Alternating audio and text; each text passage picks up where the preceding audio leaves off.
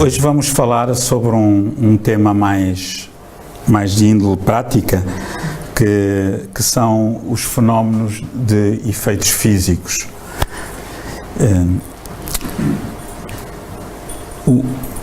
Quando nós nos questionamos como é que apareceu o Espiritismo, muitas pessoas pensam que o Espiritismo foi uma invenção do Allan Kardec, que ele é que foi o criador da doutrina espírita, que foi o pai do Espiritismo, não é? Outros pensam que foi alguém que se juntou e criaram umas ideias à volta disso. No entanto, outros pensam que o Espiritismo apareceu com as irmãs Fox no condado de Hydesville, nos Estados Unidos, com aqueles fenómenos de efeitos físicos, mas será que foi mesmo assim? O Espiritismo aparece um bocadinho mais tarde, né? Ele aparece com... Perdão, está muito sensível. Aparece com o chamado fenómeno das mesas girantes. Portanto, naquele tempo era muito moda, não havia televisão, não havia os eletrónicos que há agora. Então as pessoas depois do jantar iam beber um conhaquezito, ou as senhoras bebiam um licor, que é as que bebiam, e punham-se ali num salão, à volta de uma mesa de pé de galo, já tinham ouvido falar que aquilo funcionava, punham-se à volta, davam as mãos, pensavam que era preciso, mas não era. E pronto, e assim apareceram as mesas, as chamadas mesas girantes, ou as mesas que batiam, ou que saltavam, ou que falavam, mesas falantes, etc. Há um livro muito bom, que é este, As Mesas Girantes e o Espiritismo, do Zeus Van Tuyl, editado pela Federação Espírita Brasileira, e que é de leitura obrigatória, e que tem muitos pormenores desse tempo, muito interessantes mesmo. Vemos aqui um outro caso, retirado do Diário de Ciências Psíquicas de julho, agora deste ano, de 2017, revista número 5. É muito interessante porque aqui a médium, apenas com os dedos em cima da mesa, a mesa começa a levitar, e aqui este senhor está a medir com 1 metro à moda antiga. Este ainda é do meu tempo. Como veem, eu sou um fóssil, né? Aqueles metros de metal que se abriam, né? Bocado a bocado. Não sou deste tempo, claro, mas o metro é do meu tempo ainda. E vemos que estes fenómenos eram pesquisados e eram fruto da curiosidade de toda a gente. Conseguimos arranjar um filme pequeno com algumas mesas girantes, um filme muito antiguinho, da década de 70. Esta gravação foi feita em plena escuridão, com uma câmara antiguinha de infravermelhos, né? Portanto, as pessoas estavam ali sentadas, punham as mãos, pensavam, isto é um grupo que se divertia em 1970, tal e qual como as pessoas se divertiam em meados do século XIX, né? Vocês vão ouvir rir, gargalhar, claro que isto não tem nada a ver com uma sessão espírita normal, né?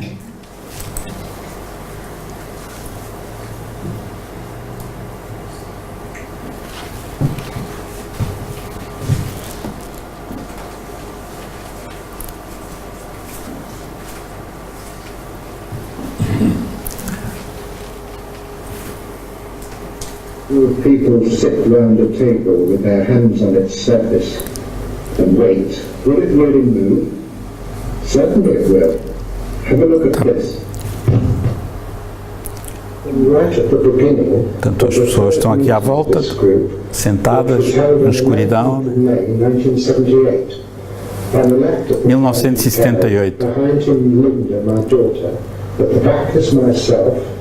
On the right is Heather and right front Chris. Reparem, este senhor estava a fazer força sobre a mesa para que ela não se levantasse, não se mexesse, mesmo assim ela mexia.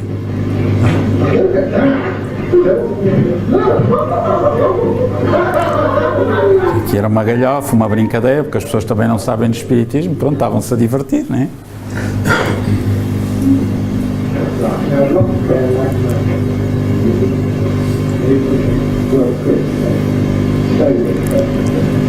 Reparem a dificuldade que ele tem em tentar baixar a mesa, não consegue, né?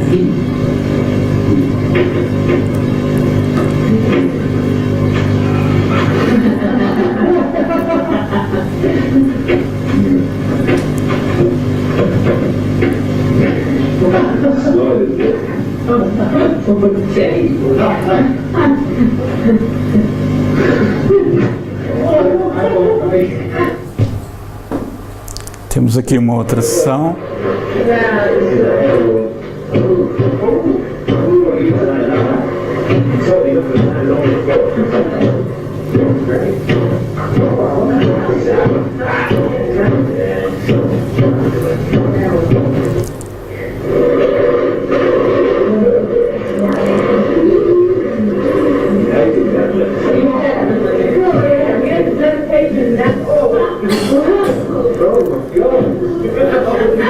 Podia dar jeito, era para as mudanças, quando se muda de casa, né?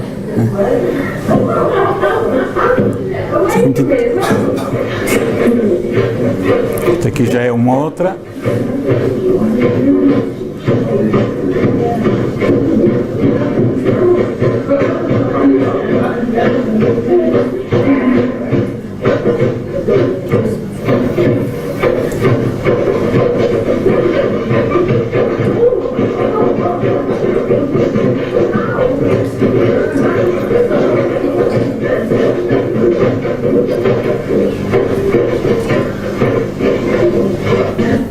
Portanto, as pessoas não precisavam estar ali a pôr as mãos, mas acreditava-se nisso na altura, não é?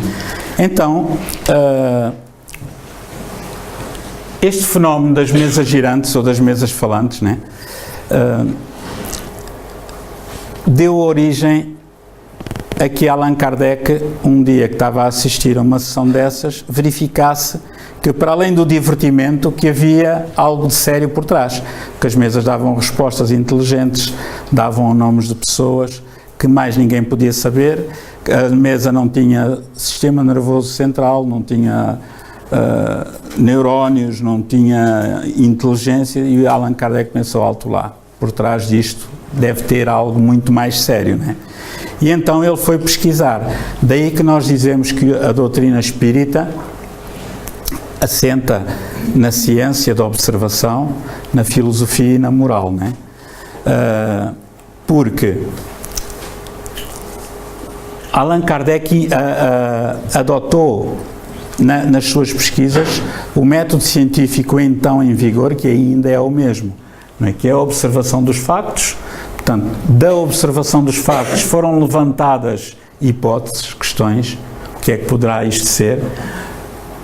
Os fenómenos foram repetidos, foram experimentados várias vezes, até se comprovar que eram reais e daí retirar ilações. Portanto, é todo este ciclo que faz parte do processo científico ainda hoje em vigor em qualquer parte do mundo. Ora bem, deste estudo científico destes fenómenos, Allan Kardec lançou em 1857 o Livro dos Espíritos, que é 18 de abril de 1857, e é nesta data que se instituiu, que apareceu a doutrina espírita, ou a doutrina dos espíritos, ou o espiritismo, que é a mesma coisa. No entanto, Allan Kardec sentiu necessidade de, o Livro dos Espíritos não chega, porque o Livro dos Espíritos falava sobre o espiritismo, mas o espiritismo estava naquela época essencialmente assente em quê? Em fenómenos. Então ele sentiu necessidade de continuar o Livro dos Espíritos, né? E apareceu o Livro dos Médiuns, ou Guia dos Médiuns e dos Evocadores, como lhes chamavam antigamente, né? Isto porquê? Porque na altura não havia centros espíritas, mas havia muitas pessoas com mediunidade ostensiva. Então Kardec, como era um pedagogo, né, já tinha criado vários livros, mesmo até para as escolas em França, né, Kardec criou um livro para ensinar as pessoas que fossem médiuns, em casa, como fazer para trabalhar a sua mediunidade, para utilizá-la, né? Muito interessante.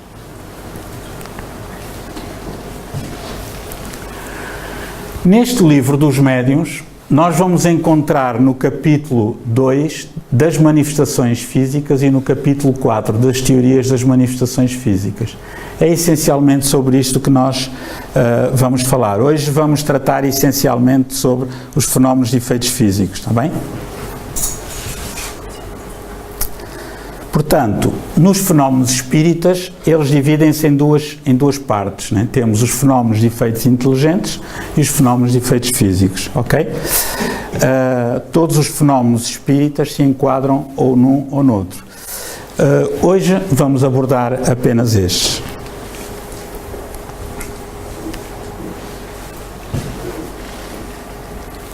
Estes fenómenos de efeitos físicos sempre existiram desde que o homem é homem. Porquê?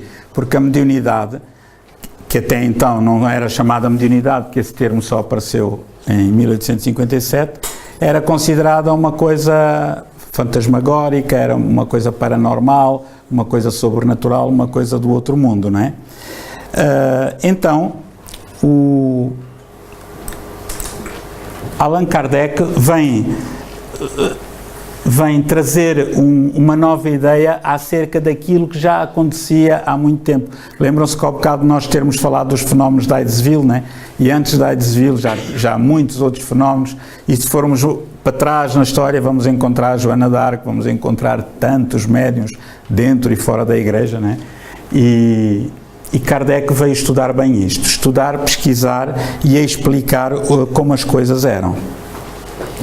Então, ele diz-nos que as manifestações físicas são as manifestações que se traduzem por efeitos sensíveis, né? Como ruídos, movimento e deslocações de corpos sólidos.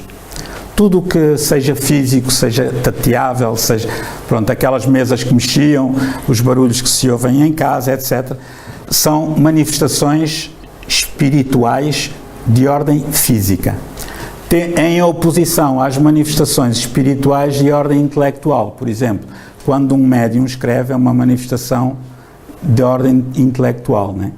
Quando um médium dá apenas o seu fluido, às vezes sem querer, e há um barulho que é provocado por alguém, é uma manifestação de efeito físico.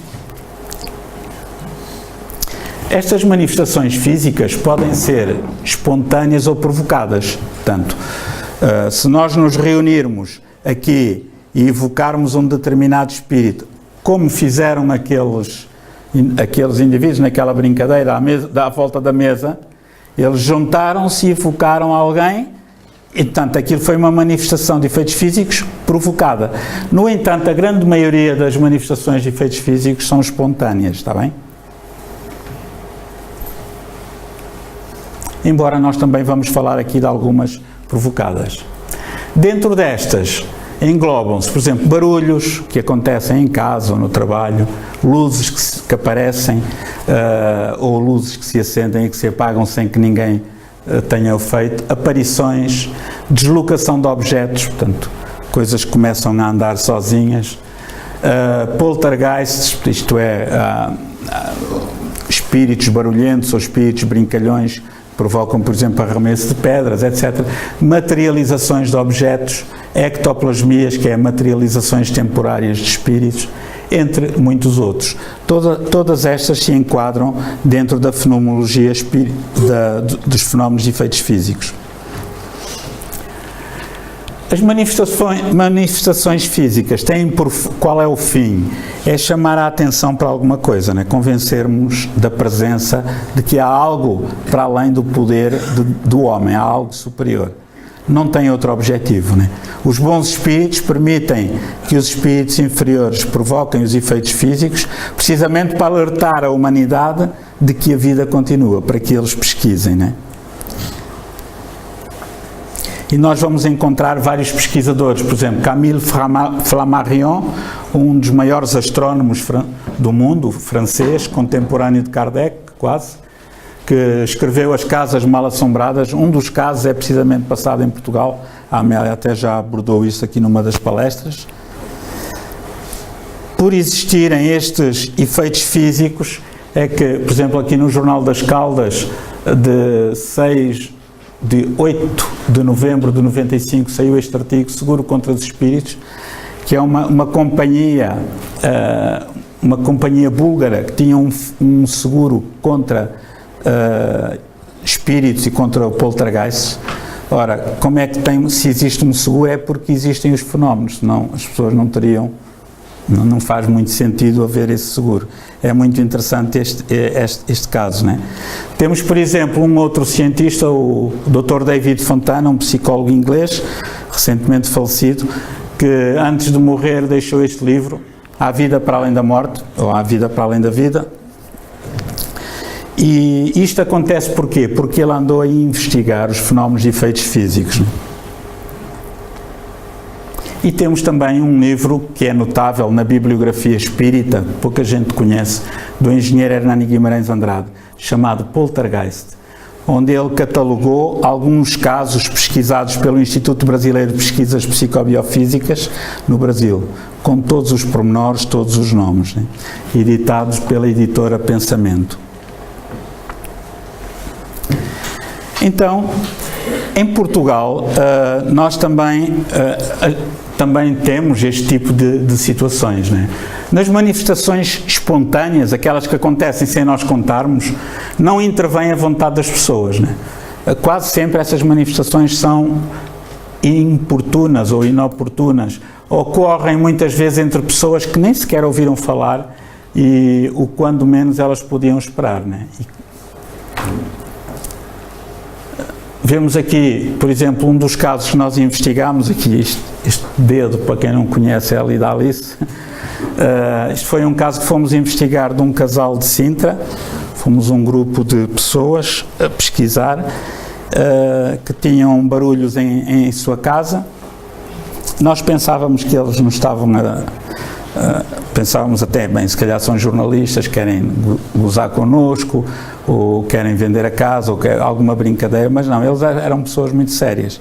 Então nós fomos investigar, fui eu, foi a Amélia, foi a Alice, foi o Vasco Marques, que na altura vivia aqui, que agora faz parte da ADEP, vive em Braga, e foi o engenheiro Francisco Curado, que é o chefe do departamento de pesquisa da ADEP, que é professor da faculdade da Universidade de Aveiro. E este era um caso em que havia arremesso de pedras, entre outras coisas, tanto que eles chamavam ao espírito pedras, né? Já apresentámos também aqui uma palestra sobre isso. E as moedas apareciam assim, como se fossem largadas, né? As pedras apareciam assim, como se fossem largadas, elas não rolavam. Um botão, ainda tenho isso em casa, um botão de umas calças de ganga, outras pedras eram arremessadas, rolavam sobre o telhado ou contra a chapa do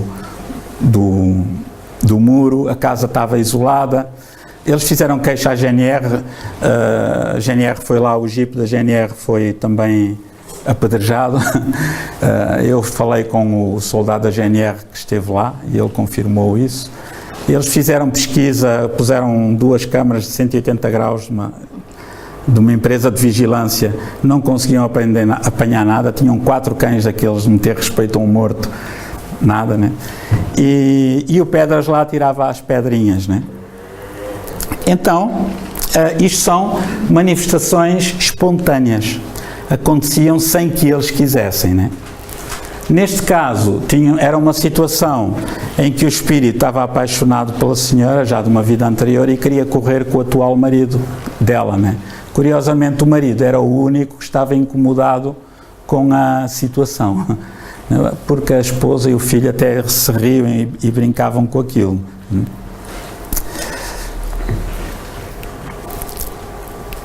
Ora bem, as manifestações mais simples e frequentes são ruídos e pancadas. Quem é que já não ouviu ruídos e pancadas em casa? A grande maioria delas tem uma explicação física, né? Contração ou dilatação dos objetos por causa do calor ou do arrefecimento, né? Mas há algumas que não têm explicação, né? Por exemplo, em minha casa, há tempos, há coisa de um ano, andei durante 2-3 meses em que ouvia pancadas, e eram pancadas que eu não conseguia identificar o local. Eu, por cima da parede tenho um sótão, mas ele está fechado, não dá para ir para lá, a não ser que seja pelas telhas, e era algures no sótão, portanto, e as pancadas só aconteciam quando eu me ia deitar.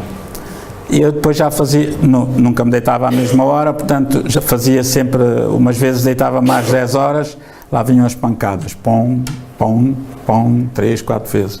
Deitava-me à meia-noite, só quando eu me deitava, portanto, o que denotava ali alguma ligação entre as pancadas e a minha pessoa. Numa outra situação, é muito interessante, porque no corredor temos chão flutuante, também já contei isso aqui, e estávamos acordados, eu e a minha esposa, e ouvimos uns passinhos de criança, e a minha filha, como era sonâmbula, muitas vezes acordava à meia da noite e dizia, epá, ainda me vai cair da escada abaixo, e levantei-me rapidamente, abri a porta e não estava ninguém, fui ver e elas estavam, quer a filha, quer o filho, a dormir profundamente, né? E a minha mulher perguntou, então, mas era a Filipa? Não, a Filipa está a dormir. Então quem era? Deve ser algum espírito. Oh, lá estás tu com as tuas coisas. Então o que é que havia de ser? Tu não ouviste os pezinhos? Ouvi, eu também ouvi, portanto não foi uma alucinação, porque foram duas pessoas, uma crente e outra que diz que não é crente, a não ser quando precisa, né? E quando não precisa, aliás, quando precisa já passa a ser, e então, eu não acredito nessas coisas, não acredito, mas o que é facto é que ela ouviu, não é? Estas situações são muito, muito comuns. A grande maioria das vezes nós não passamos muito cartão. São golpes secos, às vezes surdos, fracos, leves, outras vezes claros, distintos, até mesmo barulhentos, que mudam de lugar e que se repetem, né? E não têm nenhuma regularidade mecânica. Nesse tipo de pancadas que eu ouvia, elas era como se mudassem de sítio, ou era para ali, ou depois no outro dia para acolá, né? E isto é tão comum acontecer, que vejam bem, há uns anos atrás, quando o Presidente da República era o Aníbal Cavaco Silva, eu vi uma notícia em que até o Presidente ouvia passos. Estão a ver? Isto está aqui, foi tirado da televisão. O Presidente ouve passos. Portanto, isto é muito comum, a não ser que tenha a ver com o Passos Coelho, que na altura era o Primeiro-Ministro, mas eu penso que não. Portanto, aliás, já a Casa Branca, há um livro sobre os fantasmas na Casa Branca, as manifestações espíritas na Casa Branca, no tempo do Abraham Lincoln e outros, não é? Ora, de todos os meios de controle, como é que nós podemos saber se os barulhos que aparecem em casa são de espíritos ou não? O melhor é submetê-los à nossa vontade. Eu, por acaso, fiz isso. Mas atenção que isso nem sempre resulta, né? E já vamos ver. Vamos primeiro a isto. Por exemplo, havia pancadas no sótão e eu, quando estava sozinho, falava alto. Quando estava acompanhado, falava mentalmente. Diz assim, olha, se queres alguma coisa, bate outra vez. Mas eles não batiam. Só batiam passado um tempo, quando eu não queria. Diz assim, pronto, está bem, olha, queres bater, olha, estás à vontade, eu vou rezar por ti, fica onde quiseres, se quiseres vai lá para o centro, lá és ajudado, eu aqui não te posso ajudar, vou, mas é dormir. Pronto, e eles lá viram que não me incomodavam, e devem ter ido chatear o outro, como se costuma dizer, né? Mas o facto de não haver resposta ao nosso pensamento não quer dizer que não seja um espírito. Pode ser um espírito que não quer responder, né? Por exemplo, eu dizia assim, olha, se precisas de, sei lá, de preces, se precisas de alguma coisa, se precisas de ajuda, bate agora, né? E não batia. Se não precisas de ajuda, é só por brincadeira, bate agora. Não batia. Portanto, ele só batia quando queria. Eu explorei todas as situações de contração de materiais, dilatação. Não fazia sentido, porque eram horas diferentes em dias seguidos, com temperaturas homogéneas. Então, muitas vezes o espírito até pode querer responder ao nosso chamamento mental, à nossa questão, mas não ter, por exemplo, logo de seguida já disponível ectoplasma, a tal substâncias que eles retiram do nosso corpo para provocar os ruídos, não é? Vamos continuar. Reparem, os espíritos elevados não se ocupam com estas brincadeiras, eles servem-se de espíritos menos evoluídos para provocar estes ruídos, né? O que eles têm mais que fazer? Vemos aqui uma daquelas sessões de mesas de pé de galo, onde quando um senhor tira uma fotografia, isto em meados do século XIX, aparece uma mão e um ectoplasma, uma mancha branca que não era visível a olho nu, só apareceu na revelação por baixo, né? Como que a bater, né?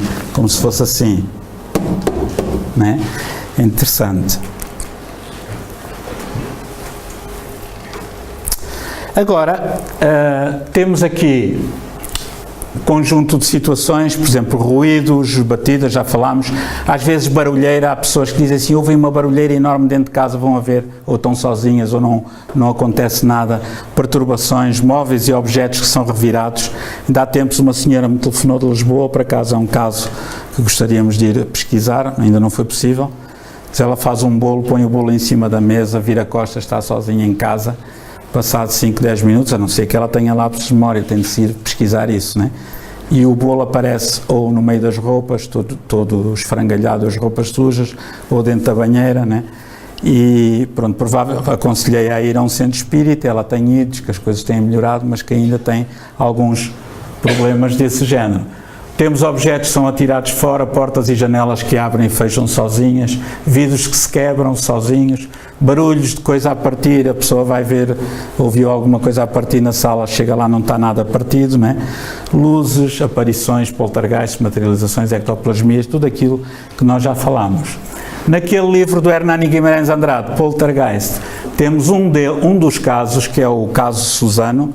Ele etiquetou como caso Susano porque foi numa localidade chamada Susano, a cerca de 50 km de São Paulo, em 1970, onde vemos aqui a tampa de uma mesinha da sala completamente queimada e ali a tábua do interior do guarda-fatos. São chamados fenómenos de combustão espontânea, em que de repente aparece um fogo, e há situações em que aparece o fogo e não queima, e há outras situações em que aparece o fogo e queima. Era só para ver se ele acordava. E queima. E às vezes há palestras que são tão secantes que a gente até dorme na palestra. Portanto, o Hernani Guimarães Andrade chamava a isto o fenómeno de parapirogenia. Isto é, parapirogenia significava uma combustão espontânea paranormal. Era neste livro, né? Poltergeist, ok? Ora bem, a maioria dos espíritos que fazem estes barulhos em casa querem apenas divertir-se, são levianos, não são necessariamente maus, a grande maioria não são, riem-se dos sustos que pregam, do trabalho que dão aos encarnados, né? Se eles virem que nós não temos medo, se eles virem que não estão ali a perder tempo connosco, acabam por se ir embora. Tenho um caso muito interessante. Há uns anos, ainda estávamos numa outra associação, na Associação Cultural Espírita, esta não existia. Eu tinha ido levar uma senhora, tinha ido à nossa palestra, a casa, ali perto da Praça da Fruta. E eu sentia uma presença muito incómoda, mesmo incomodativa, de uma entidade inferior, porque essa senhora estava fascinada com fenómenos num determinado grupo espírita onde só apareciam espíritos importantes, como o André Luís, o Emmanuel, o São Pedro, né? O Allan Kardec, e não sei se já não terá aparecido também a Nossa Senhora, enfim, era um grupo que estava mistificado. E eu andava-lhe sempre a dizer, para com isso, não vá para esse grupo, você está a ser enganado e mais não sei quando. E lá os guias desse grupo, que não eram guias, estavam a precisar de ser guiados, eram obsessores, estavam furiosos comigo por eu estar a tentar esclarecê-la, né?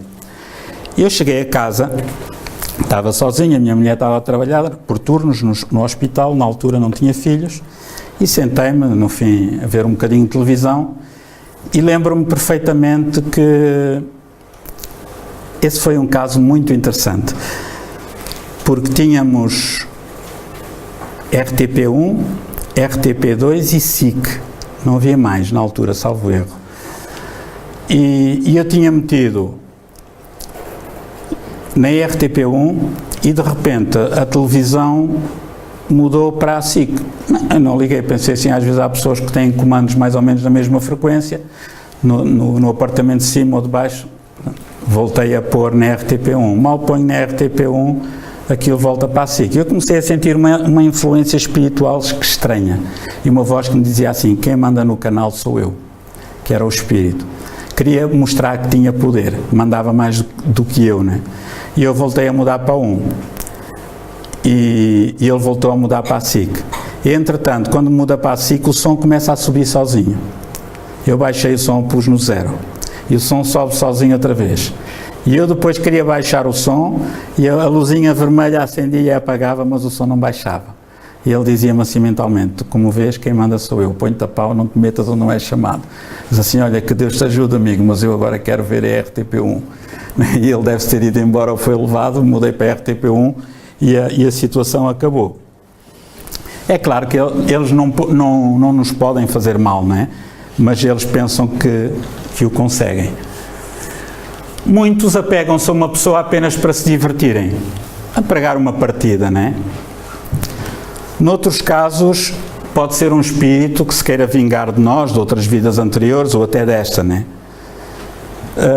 Noutros casos, pode ser para chamar a atenção, para estabelecer uma comunicação, para transmitir um aviso, fazer um pedido. Isto acontece muito. Pessoas que morreram, saíram do corpo, tinham uma promessa à Nossa Senhora, ou de missas, ou de velinhas, etc., e acham que enquanto não cumprirem a promessa, vão para o inferno, ou andam aí no coisa. Então, querem desesperadamente comunicar-se através de um médium. Eu nunca mais me esqueço, a primeira consulta que eu fui de uma médica, na altura chamava-se de Medicina Geral nas Caldas da Rainha, foram 55 minutos de consulta, 5 minutos a falar do meu problema de saúde e 50 de espiritismo. Eu ainda tive de pagar, na altura, né? Cerca de 10 contos ou 5 contos, ou lá quanto é que era. E então, essa médica, que eu não conhecia, na altura estávamos a falar do espiritismo, veio à baila e ela contou-me que a avó era uma médium natural. Então afinal a minha avó não é maluca. Eu não sei, não conheço a sua avó. Não, é que a minha avó começa a falar com uma voz de homem e disse que era um senhor e deu o nome e disse que não tinha feito não tinha cumprido a promessa antes de morrer, e então depois de cumprir a promessa a avó começou a ficar bem. É muito comum isto, né? Porque as pessoas que morreram pensam que enquanto não cumprirem a promessa não estão bem. É uma fixação delas, não é a realidade. Temos aqui um outro vídeo, Zé Manel, não te importas? Este é mais recente, que foi gravado nos Estados Unidos, em que havia pessoas que tinham problemas em casa e pensavam que eram brincalhões ou assaltantes. Então puseram câmaras de vigilância. E vamos ver através das câmaras de vigilância, muito interessante, um copo a mexer, uma máquina de escrever a mexer sozinha, uma cadeira a andar sozinha. Foi através do canal GNT que se conseguiu isto. The family had been hearing noises at night. They would wake up in the morning to find things moved, overturned, broken dishes and glasses. Searching for the cause, the father leaves a video camera rolling overnight. This is his amazing tape. Olha ali o copo a mexer sozinho. Watch as the glass moves across the table, apparently on its own. And then we see a typewriter, A máquina de escrever a mexer. which is not plugged in. Next, a chair slides away from the table. The recliner mysteriously begins to rock back and forth. Then we hear the front door of the house left of the rocking chair open and then close.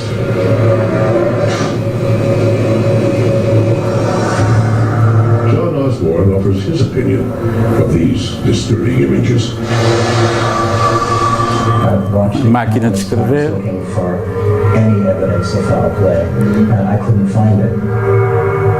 Across the country, a man renovating his house videotapes something that appears to be even more disturbing.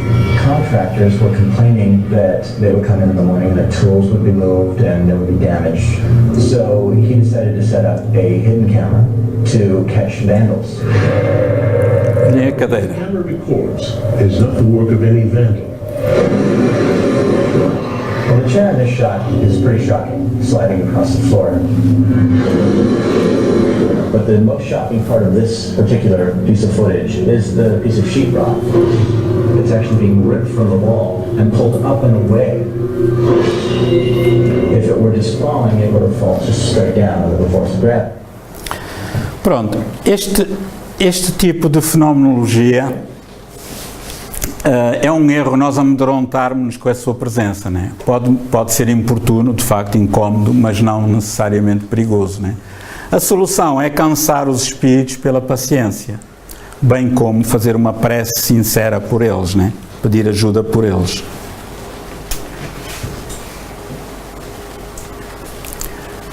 Ora bem, para que estes fenómenos ocorram, o que é que tem de acontecer? É preciso que haja um espírito que queira provocá-los, né? É preciso que haja um objetivo, um motivo. Geralmente, quando eles acontecem, é sempre com um objetivo e sempre útil, ou quase sempre. É necessário que o espírito encontre uma pessoa que dê essa energia para ele poder agir sobre a matéria, né? No entanto, se houver um bom espírito que não permita, o espírito inferior não consegue fazer isso. Geralmente os bons espíritos aproveitam os espíritos inferiores para fazerem isto, para alertar os encarnados da imortalidade da alma. Vemos aqui um caso muito interessante do médium Francisco Antunes Belo, um médium de efeitos físicos muito conhecido, pouco conhecido aliás, mas muito famoso, em que ele está completamente amarrado nos pulsos e aqui com os pés à cadeira, e quando entra em transe começa a sair ectoplasma pelos orifícios naturais, o que é normal, e um bocado de ectoplasma pega num disco de vinil, estão a ver ali, de 33 rotações, e põe-no no próprio, o disco estava sobre o giradiscos ali, ele tira o disco e volta a pôr, né?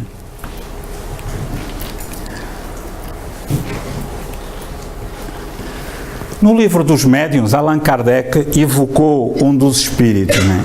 E pergunta-lhe: porquê é que me chamaste, diz o espírito?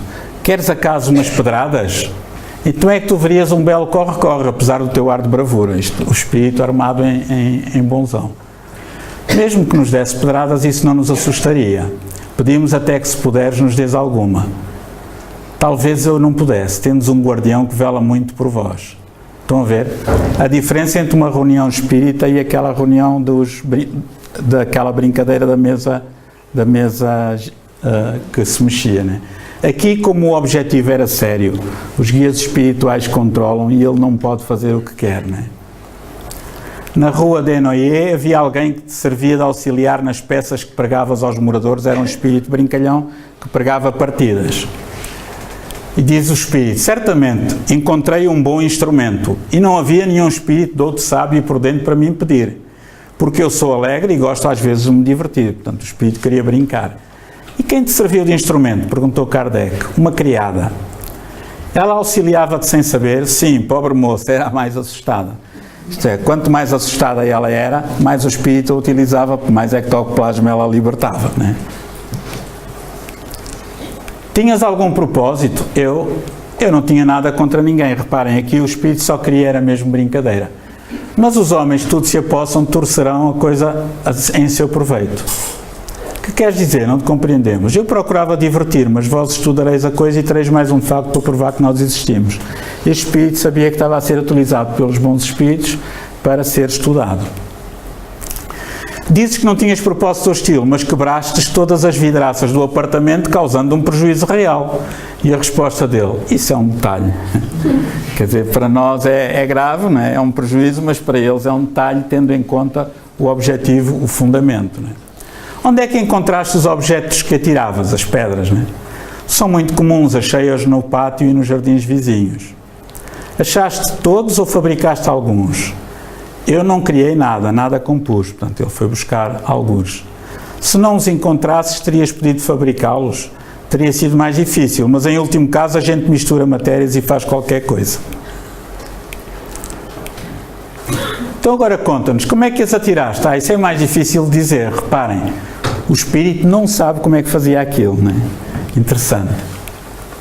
Servi-me da natureza elétrica daquela moça, ligada à minha, que é menos material. Assim pudemos os dois transportar aqueles diversos materiais. Penso que concordarás em dar-lhes mais informações sobre a tua pessoa. Morreste há muito tempo? Faz muito tempo, uns 50 anos. O que é que foste em vida? Não era grande coisa. Catava bugigangas neste bairro e às vezes atiravam-me injúrias porque eu gostava muito do licor vermelho do bom velho Noé. Eu também queria pô-los a correr. Por ti mesmo e pela tua vontade que respondeste às nossas perguntas. E eu tinha um instrutor, então está o espírito bom que o orientava, né? Quem é esse instrutor? É o vosso bom rei Luís. Fazes agora, cuidas do futuro? Ainda não, ando errante. Pensam tão pouco em mim na terra que ninguém ora por mim, assim não tenho ajuda e não trabalho. Olhem que interessante, né? A importância da oração pelos espíritos perdidos, né? Qual era o teu nome em vida? Jané. Muito bem, Jané, faremos preces por ti. Diga-nos se a evocação te deu prazer ou te contrariou. Antes prazer porque sois boa gente, alegres, viventes, embora um pouco severos. Pouco importa, escutaste-nos e eu estou contente. Isto foi retirado do livro dos médiuns.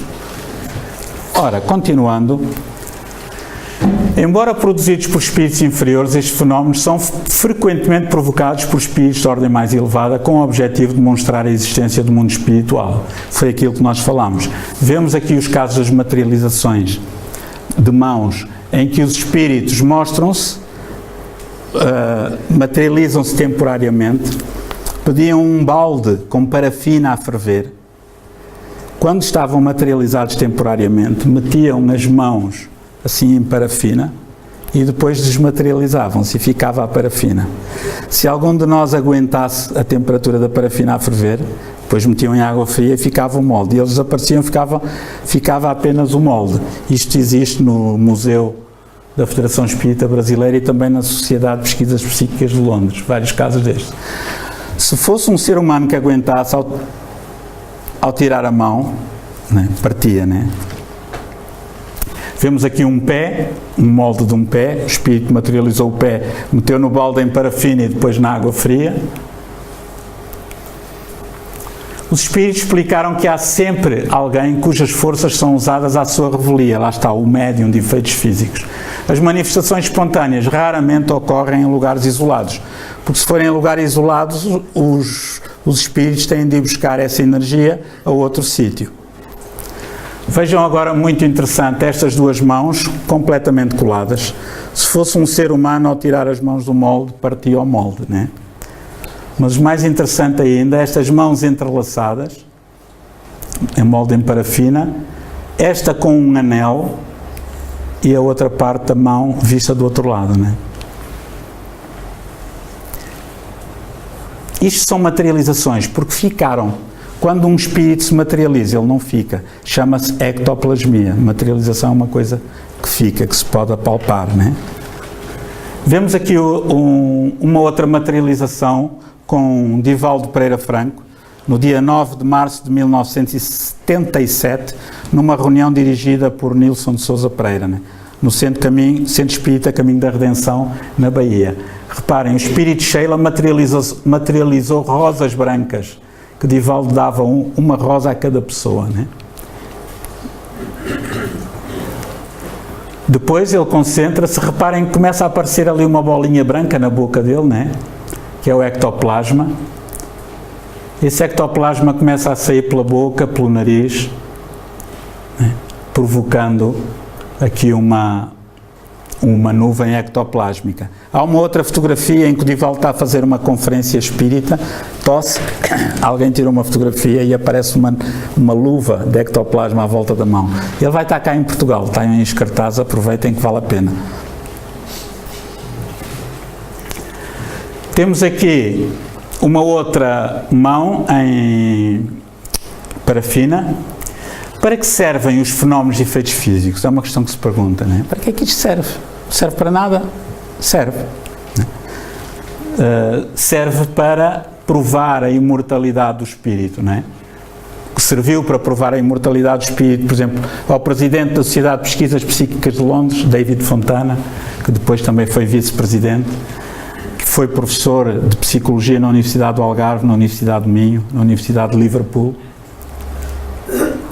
Esse psicólogo que esteve em Portugal deu uma entrevista para o Jornal Público, onde defendia que havia evidências da vida após a morte.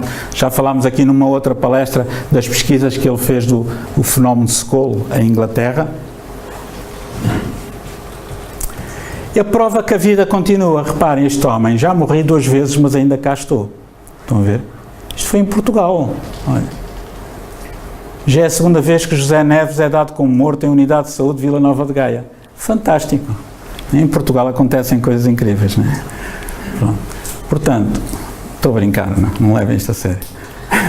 Isto são aqueles casos em que há nomes parecidos e há um que é dado como morto e o outro, o pobre coitado, estava vivo e não conseguia provar que estava vivo. Só mesmo em Portugal, mas pronto. Ora bem, se a imortalidade existe, porque este já morreu 2 vezes e ainda cá está, se a imortalidade existe, então vamos raciocinar. Pela comunicação dos espíritos vamos descobrir o quê? Que a reencarnação também existe, porque eles dizem que ela existe.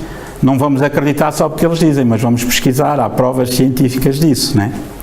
Ora, se se descobre que a imortalidade existe, como já vimos, se se descobre que a reencarnação existe, então vamos descobrir inevitavelmente que há uma lei de causa e efeito, ou lei de causalidade, isto é, tudo o que eu faço agora, tudo o que eu sinto, tudo o que eu penso, provoca um efeito em mim. Se eu estiver raivoso, furioso, além de dar cabo das minhas células, do corpo de carne, né, contribuo para o mal-estar de toda a gente e daqueles que estiverem ao meu lado, e o oposto também. E esta lei de causa e efeito está também comprovada cientificamente. O livro que sorteámos o mês passado, que é o mesmo, aqui com capas diferentes, esta é a capa atual, Reencarnação no Brasil, que tem vários casos pesquisados pela engenheira Nani Guimarães Andrade, pelo Instituto Brasileiro de Pesquisas Psicobiofísicas, vários casos de crianças que se lembravam de vidas passadas, onde eles explicam porque é que voltam, a causa e o efeito, né? É muito interessante. Há, por exemplo, o caso de um rapaz que se envenenou com um veneno vermelho, que depois reencarnou como rapariga e que tinha horror à groselha. Quando via alguém a beber groselha, dizia, não bebam isso, vocês vão morrer. Né? Causa e efeito. Aquilo era um pavor que ele tinha, era um efeito de uma causa que ele tinha gerado numa vida anterior. Eu não vou contar o resto, senão vocês não compram um livro e não leem. Ora, para terminar, se descobrimos a imortalidade do espírito, se descobrimos a reencarnação, se descobrimos a lei de causa e efeito, isto tem implicações morais muito grandes na vida, não é? Porque, reparem, se eu sei que sou imortal, se eu sei que eu vou reencarnar, se eu sei que amanhã eu vou ser mais feliz ou mais infeliz de acordo com o que fiz hoje, então eu vou mudar de maneira de pensar, de sentir e de agir, não é? Como isto era bom se os nossos políticos do mundo inteiro soubessem, não é? Pelo menos não iriam roubar tanto o povo, não é? Então, quais vão ser as consequências morais? Que as pessoas, em vez de viver gananciosamente, vão viver sem fingir, vão amar sem depender, vão escutar sem atacar o outro, vão falar sem ofender. Quando os nossos deputados descobrirem isto, as sessões na Assembleia da República vão ser uma delícia. Oh irmão, vota a favor ou contra? Como está? Desculpe lá discordar de si, não é? Claro. Não vai ser nada do que é agora, não é? Esse futuro virá, está em breve. Então, amigos, para terminar, qual o objetivo da doutrina espírita? O que é que a doutrina espírita nos traz? O objetivo é falar com os mortos, como muita gente pensa. Não, isso é um disparate, não é? O objetivo é a transformação moral do homem.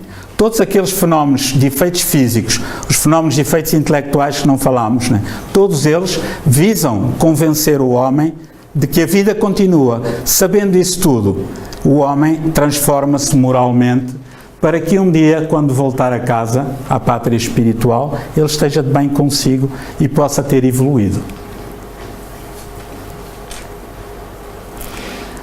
Vamos terminar com o nosso amigo poeta alegre, que diz o seguinte: Kardec pesquisou a imortalidade quando se brincava com a mediunidade. Nos salões de Paris era a frivolidade. Kardec, convidado, descobriu a verdade. Inteligências falavam pelas girantes mesas, cultos ou não, plebeus ou altezas. Grande revolução no rol intelectual. A morte morrera, abrira-se novo portal. As provas vieram em grande profusão, que culminaram com a materialização. Pessoas falecidas eram vistas, tocadas, era tirado o pulso às queites materializadas. Kardec pesquisou vezes sem fim, evocou os espíritos do rei ao Joaquim. Bons, maus, tristes, felizes, todos voltavam com os seus matizes. A reencarnação se insinua nos novos laboratórios, passando de crença a fundamentados repositórios. Cientistas, médicos pesquisam a reencarnação, descobrindo afinal que não é ilusão. A pluralidade dos mundos por seres habitados, quem não acredita? Até os menos dotados. A lógica espírita é profunda, faz-nos pensar para além da tumba. Deus, imortalidade, comunicabilidade, reencarnação, pluralidade dos mundos é a nossa convicção. Só que esta não é cega, é assente na pesquisa, na lógica da Terra. Ciência, filosofia de consequências morais é o Espiritismo, doutrina dos imortais. Doutrina universal que do além verteu, doutrina fundamental para o crente e o ateu. Em respeito a Kardec e à sua missão, divulguemos o Espiritismo ao povo em aflição. Espiritismo é doutrina, de hoje e do futuro, mas não te esqueças, só o amor é seguro. Com o Espiritismo põe o amor em ação, pesquisando e divulgando que fora da caridade não há salvação. Isto foi ditado pelo Espírito Poeta Alegre e que está no livro Histórias que os Espíritos Contaram, o volume 1. E pronto, esta é a nossa bibliografia. As Mesas Girantes, Zeus Van Tuyl, Is There an Afterlife, de David Fontana, As Casas Mal Assombradas, Camille Flammarion, Reencarnação no Brasil e Poltergeist, de Hernani Guimarães Andrade, O Livro dos Médiuns, de Kardec, Jornal das Caldas e o volume 1 do Histórias que os Espíritos Contaram. E esta página na internet, Survival After Death, Blogspot, é um blog, sobrevivência depois da morte. É um blog muito interessante, tem muito material para quem quiser estudar, em PDF, fotografias, vídeos. Pronto, olhem, terminei. Ficamos apenas com 2 ou 3 minutos, no máximo 5, para se alguém quiser colocar alguma questão.